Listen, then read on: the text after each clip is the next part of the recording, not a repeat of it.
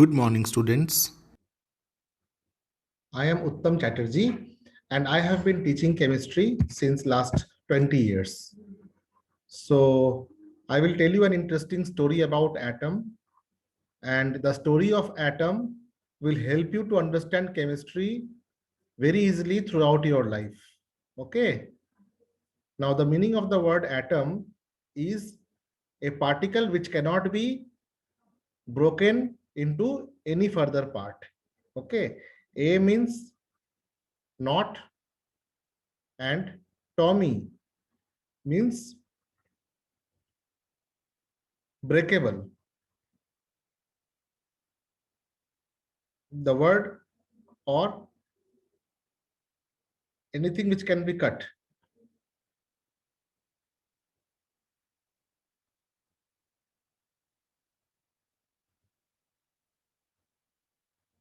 You might have heard about the terms like tubectomy, vasectomy. Okay, tomy means to cut. So atom means particles which cannot be divided or cut or break or can be broken into any further part. Atom का मतलब क्या होता है? Particle which cannot be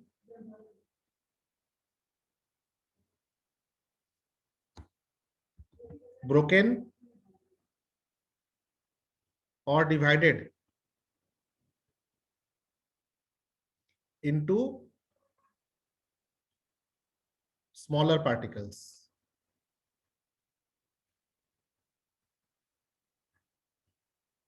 What does this mean? This means that atoms are the tiniest particle of any matter. Atoms are the tiniest possible particle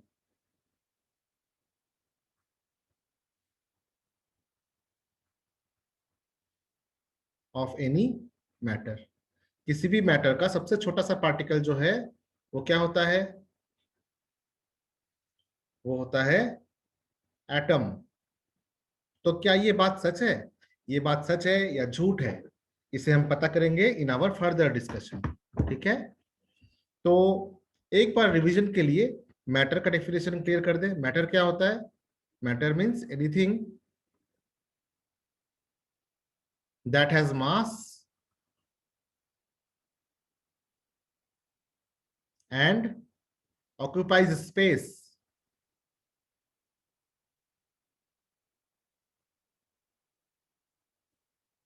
जैसे ये iron का scale है ना? ये आयरन का स्केल तो किससे बना हुआ है? आयरन से बना हुआ है. ठीक है, इसमें आयरन के एटम्स होंगे. उसी प्रकार से कोई अगर हम एलिमेंट ले, जैसे ये वॉच है, स्टील का बना हुआ वॉच है ना?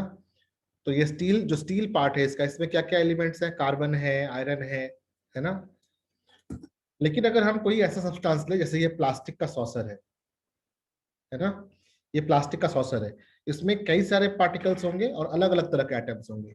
यानी कि कोई मैटर जो है सेम टाइप ऑफ एटम से बना हुआ हो सकता है या डिफरेंट टाइप ऑफ एटम से बना हुआ हो सकता है. अगर सेम टाइप ऑफ एटम से बना हुआ हो तो उसे हम कहते हैं एलिमेंट. वो मेटल हो सकता है या नॉन मेटल हो सकता है. ठीक है, तो देखते हैं आगे. जो मैटर है ये प्योर हो सकता है, means made up of same type of molecule atoms, made up of same type of atoms, जिसे हम एलिमेंट बोलते हैं.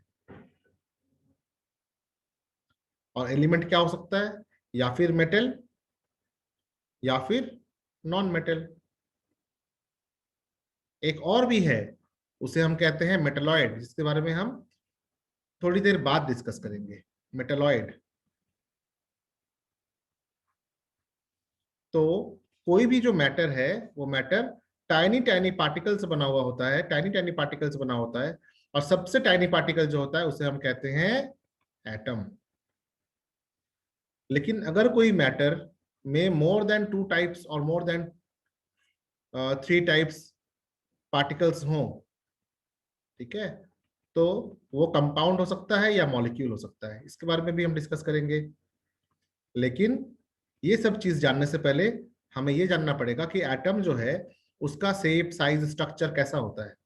ठीक है, तो स्ट्रक्चर ऑफ एटम को समझने के लिए सबसे पहला जो पॉइंट्स दिए गए थे वो जॉन डाल्टन के द्वारा दिए गए थे, और काफी हद तक वैलिड था, कुछ एक पॉइंट्स डिबेटेबल भी थे, तो हम देखेंगे।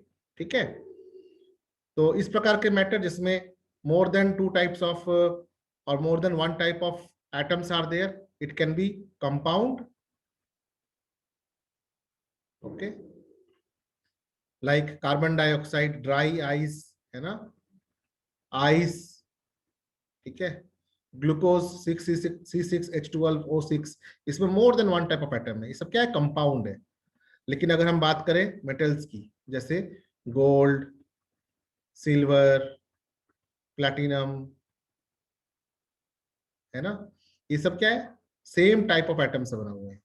तो ये जो एटम्स होते हैं इनके स्ट्रक्चर को जानने के लिए हमें किसी प्योर एलिमेंट को स्टडी करना पड़ेगा।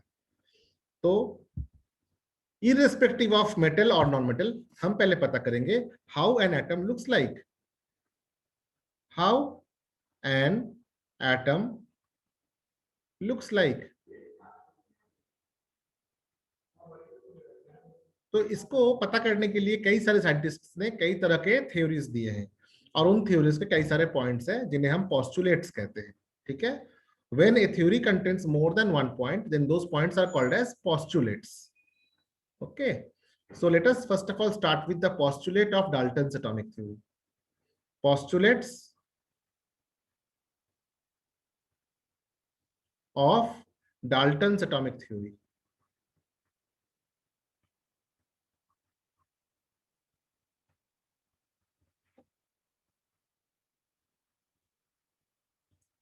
अगर किसी भी मैटर से कोई छोटा सा पार्टिकल बहुत ऊपर से गिरे तो उसका शेप कैसा होगा।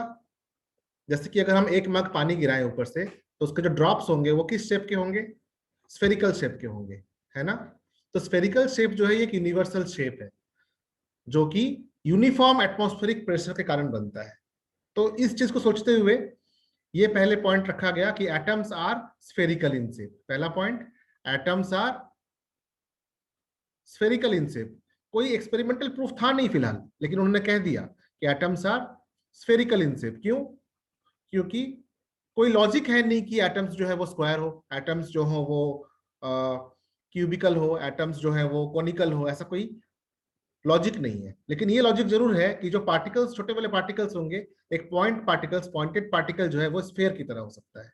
एक छोटा सा पॉइंट जो है, इसको अगर हम मैग्नीफाई करेंगे तो एक स्फेयर बन सकता है। A pointed particle can be spherical, so atoms are spherical in shape. ठीक है, ये मैंने इसलिए बताया कि आपके माइंड में ये ना आए कि मैं कैसे बताया, एक्सपेरिमेंट क्या किया था, कैसे प्रूफ किया। इसलिए प्रूफ किया कि जो कि पार्टिकल्स बहुत छोटा है, तो एक छोटा सा पॉइंटेड पार्टिकल, उसे अगर हम मैग्नीफाइड वे में सोचे तो एक स्फेयर हो सकता है। Atoms are spherical in shape, जो कि बाद में एक्सपेरिमेंटली सही भी पाया गया। दूसरा, atoms are not divisible, atoms are not divisible. Atoms को हम फर्दर तोड़ नहीं सकते हैं। हाँ, जिसने कुछ एक्स्ट्रा पढ़ाई कर रखी होगी वो बोलेंगे एटम्स को तो तोड़ सकते हैं, एटम्स के अंदर इलेक्ट्रॉन, प्रोटॉन और न्यूट्रॉन होते हैं। ठीक है, हाँ होते हैं, लेकिन अगर हम इलेक्ट्रॉन, प्रोटॉन और न्यूट्रॉन को अलग कर दें तो उस मैटर का कोई एग्जिस्टेंस नहीं रहता। ठीक है, वो जो पार्टिकल्स हैं वो वेव की तरह दिखते हैं, है ना, वेव की तरह दिखते हैं। तो वो पार्टिकल्स जो है उनका कोई मेटीरियल एग्जिस्टेंस नहीं होता। ठीक है, मतलब सारे प्रोटॉन्स मिलके एक मैटर नहीं बना सकता, सारे इलेक्ट्रॉन्स मिलके एक कोई मैटर नहीं बना सकता। तो एक मैटर बनने के लिए एटम्स का होना बहुत जरूरी है। तो यद्यपि हम एटम को तोड़ के इलेक्ट्रॉन, प्रोटॉन और न्यूट्रॉन बना दे, लेकिन इलेक्ट्रॉन, प्रोटॉन और न्यूट्रॉन से मैटर नहीं बन सकता। इसलिए जॉन डाल्टन ने कहा कि atoms are not divisible. Third, उन्होंने कहा कि atoms of same substances are similar, atoms of same substances are similar. सही बात है, अगर हम गोल्ड देखेंगे तो gold will be made up of gold atoms, gold atoms, AU atoms, है ना। गोल्ड का सिंबल क्या है, AU, ऑरोगैरम। सिल्वर का AG, अर्जेंटम, AG, अर्जेंटम। ठीक है, तो डिफरेंट सब्सटेंस होंगे तो उनमें एटम्स भी डिफरेंट होंगे, है ना। आयरन होगा तो फेरम, Fe एटम। फिर इन्होंने कहा कि atoms of different substances are different. ठीक है, सही बात है, अगर डिफरेंट सब्सटेंस होगा तो डिफरेंट होगा।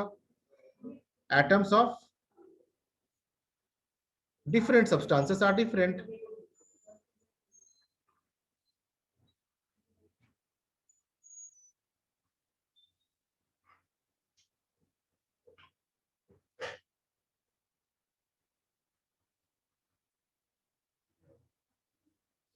नेक्स्ट, फिर उन्होंने कहा कि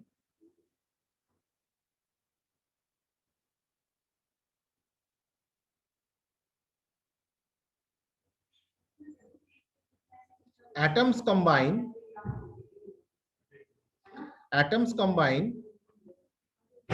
to form molecules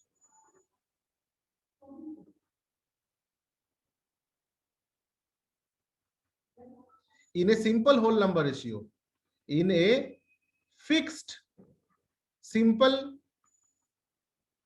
whole number ratio।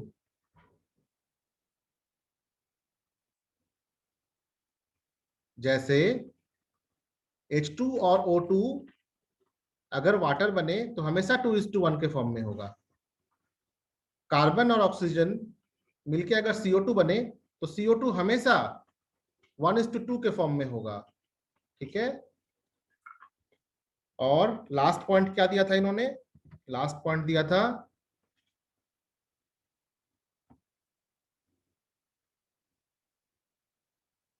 Atoms can neither be created nor be destroyed. ये law of conservation of mass को भी ओबे करता है। किसी भी केमिकल रिएक्शन में कोई नया एटम नहीं बनता, है ना। उन्हीं एटम्स का रिकम्बिनेशन होके, रीअरेंजमेंट होके नए मॉलिक्यूल्स बनते हैं। अगर हर एक रिएक्शन में नए एटम बनेंगे तो क्या होगा, पृथ्वी में नए नए मॉलिक्यूल्स बन जाएंगे और पृथ्वी का वेट बढ़ जाएगा, यूनिवर्स का वेट बढ़ जाएगा। तो लॉ ऑफ कंजर्वेशन ऑफ मास ये कहता है कि किसी भी प्रक्रिया में, किसी भी प्रोसेस में कभी भी नए एटम्स का डेवलपमेंट नहीं होता है, नए एटम्स क्रिएट नहीं होते हैं, है ना। Atoms can neither be created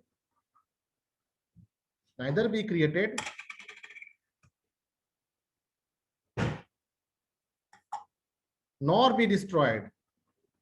देखो इन्होंने कितना अच्छा थ्योरी दिया, लेकिन जो पढ़े लिखे लोग होते हैं वो हमेशा एक दूसरे का पैर काटते हैं।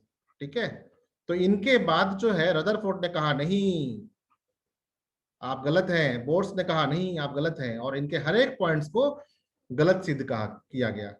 जैसे कि न्यूक्लियर रिएक्शन में 2 हाइड्रोजन मिलके हीलियम बन रहा है तो नया एटम बने ना। उसके बाद यूरेनियम टूट के प्लूटोनियम और थोरियम बन रहा है, नया एटम बने ना। फिर उन्होंने कहा कि बहुत सारे ऐसे नॉन स्टोइकियोमेट्रिक कंपाउंड होते हैं, जैसे निकेल ऑक्साइड, इसमें रेशियो फ्रैक्शन में होता है 1:0.98। ठीक है, ऐसे भी एग्जांपल है जहां पे सिंपल होल नंबर रेशियो को फॉलो नहीं किया गया। फिर सिमिलर सब्सटेंसेस में भी डिफरेंट एटम्स हो सकते हैं। जैसे अगर हम ग्रेफाइट ले लें, जैसे कार्बन C612 और कार्बन C614, किसी भी कार्बन के सैंपल में 2 अलग अलग तरह के एटम पाए गए, तो ये भी गलत हो गया इनका कहना कि सेम सब्सटेंस में सेम तरह के एटम होंगे।